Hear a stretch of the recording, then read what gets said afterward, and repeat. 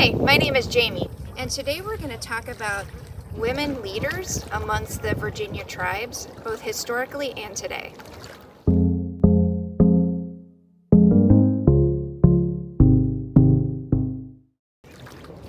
Women have played an important role in Native societies here in Virginia, not just as leaders through matrilineal lines in their families, but also as leaders of their tribes. Historically, among the Powhatan tribes, leaders were called Weroansquas, which is a term that roughly translates to female chief. And I would like to highlight a few of these personalities for you all throughout the last 400 years to show you the importance of females in leadership in the tribes here in Virginia. And I'd like to start with talking about a very powerful woman who is known as Apostate. Her tribe was the Appomattox, and she was one of the first chiefs that the English meet when they settle here in 1607. And so they record a little bit about her based on some of those early meetings. And when you're looking at the records of Apostate, it shows you not just that she was and powerful and inspiring, but also her story can be kind of tragic as well. And the English bias really shows through in the different ways they describe her as they write about her. So as the English traveled through the area, they come upon a female queen, Apostate. One of the first Englishmen who meet her, John Smith, described her as young and comely. And another Englishman named Gabriel Archer described her as fat, lusty, and manly. So I think the difference in those two descriptions describes a little bit more about the English bias than it does about perhaps what Apostate actually physically looked like. It could have been, how she was receiving them. Females in power sometimes are threatening, especially to male-dominated societies.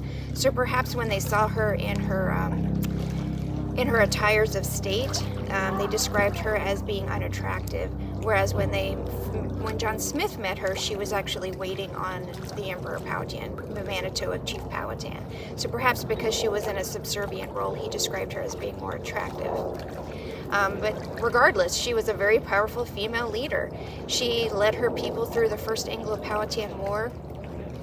She was described as being very tough. When the English first meet her, she asked them to demonstrate shooting the musket, to which she did not flinch at all, but some of the men who were viewing this shooting did flinch. So she was very tough. She was dressed in manners of state. She was covered in copper, which was a metal that was used as jewelry and a status item for the Powhatan people. And so she was very impressive to the English when they met her. She had servants, she had personal guards attending her. But as relationships broke down between the English and the Powhatan early on, and the English were demanding corn and stealing it, and they went into their period of warfare, the first Anglo-Powhatan War, the Queen of Appomattox, Apostate, lured 15 Englishmen into her town and asked them to leave their muskets behind. She said it would scare the women if they brought their weapons in, and she ended up killing all but one of them. One of them escapes. And as retaliation, the English burn her village to the ground and kill some of her people. And she's mortally wounded during this attack. She ends up miscarrying and later dies from the wounds that she received from the English. But I think that her story is inspiring. It shows you the importance of female leaders and how threatening they can be and how important they can be to their people. In the later part of the 17th century, another female leader led her people through a time when political finesse was really called for. Early on, the Powhatan are still sovereign nations, but by 1646, because of the encroachment of European settlements in the area, they end up signing a peace treaty that recognizes the crown as, that recognizes their tributary status to the crown. And around this time, a queen of Pamunkey emerges named Kakakoweski. So Kakakoweski is queen of the Pamunkey, as well as some of the other former tribes that were tributary to the Powhatan chiefdom. And during this time, they are subject to English laws, but she used her political savvy and political finesse to work within the colonial system to protect the rights of her people. So under this tributary system, in exchange for fealty to the crown, they were, afforded certain protections from the government. So she worked to ensure that her people had designated land, that these land allotments were protected, and that her people were not taken advantage of in the terms of the treaty. She was queen during a time of Bacon's Rebellion, and at that time it would have been very easy for a lot of Native people to lose their rights, but she stood up for them. As part of that tributary status, the tribes in the area were required to send soldiers to fight in any wars that would happen on the colonial government side. But because she had been failed to protect from protection in an earlier conflict, she refused to send warriors to protect in Bacon's Rebellion. So she stood up for her rights, protected the rights of her people, and ended up signing a different version of the 1646 treaty, the Treaty of Middle Plantation in 1677. And she was the first one to sign, along with another queen, the Queen of the Wayanoke, and several other male leaders. So she worked very hard throughout her 30-year reign to protect the rights of her people and encroaching colonial governments. Kakakweski was succeeded by two other women. She was succeeded by her niece, who was termed Queen Betty, and not a lot was recorded about her. And following her was Queen Anne, another queen of the Pamunkey, who again worked within that colonial system to continue to protect the rights of the Pamunkey people.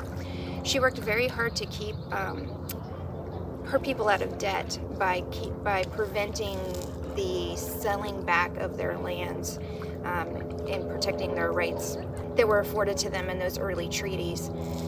So Queen Anne worked within the colonial system by giving into some of the demands in order to get benefits for her people. So she agreed to send, several of the Pamunkey children to the Brafferton Indian School in exchange for the forgiveness of debts, which kept her people from having to sell their land back and protected their rights in a way. So sometimes you have to have give and take as a leader, and she was able to work in that system and prevent her people from having to sell land back. Another powerful female leader in the late 18th and early 19th centuries was Edith Turner, who was chief of the Nottoway people. So again, she, much like Anne and Kakakweski before her, worked within the colonial government to protect the rights of her people, particularly when it comes to land. As people gain debts throughout these centuries, it's very easy to sell off land to try to settle those debts, and all of these female leaders worked very hard to make sure that didn't happen. So Edith Turner encouraged her tribe to adopt some of the European farming methods in order to produce more goods so that they could sell food instead of having to sell land off to settle some of their debts. She also worked to abolish the trustee system. So throughout the 18th century, a lot of the land rights of the tribal people here in Virginia were protected by white landowners under a trustee system. So she worked within the government to try to get that system abolished and ended up being able to do that.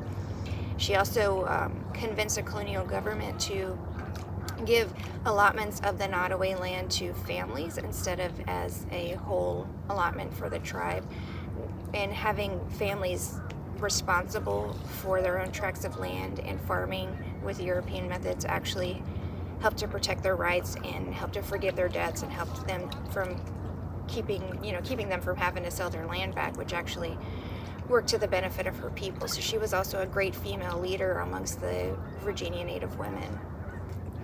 In the 20th century, more great female leaders emerge among the Virginia Native people. We currently have 11 state-recognized tribes here in Virginia. 7 of them have federal recognition, and 2 of the tribes have women leaders. They have women chiefs. Chief Ann Richardson of the Rappahannock worked throughout the late 20th and into the 21st centuries to revive the culture of her people, to protect them and gain them social programming, and she actually was able to lead her tribe through the process of gaining federal recognition for the Rappahannock. Chief Lynette Alston of the Nottoway people, again, she worked much like Chief Ann in preserving the cultural heritage of her people, reviving it, gaining social programs. So they are 2 great modern women who are great representations of female leadership, Native leadership, and working towards the betterment of their people. There's also a lot of women that serve in other leadership roles in Virginia tribes today. So some women serve on their tribal councils, some women serve as assistant chief, So they work in various industries as leaders in those industries, working towards better life and better ways of living for the Native people that live here. So those were a few highlights about Virginia Indian female leaders throughout the past 400 years. Again, those are not by any means the only female leaders that have existed in the tribes. Those are just a couple of highlights to give you an idea of how important women are in leadership roles to Native societies. If you have questions about female leadership, please leave them in the comments below and make sure you like and subscribe our channel. Thank you for watching.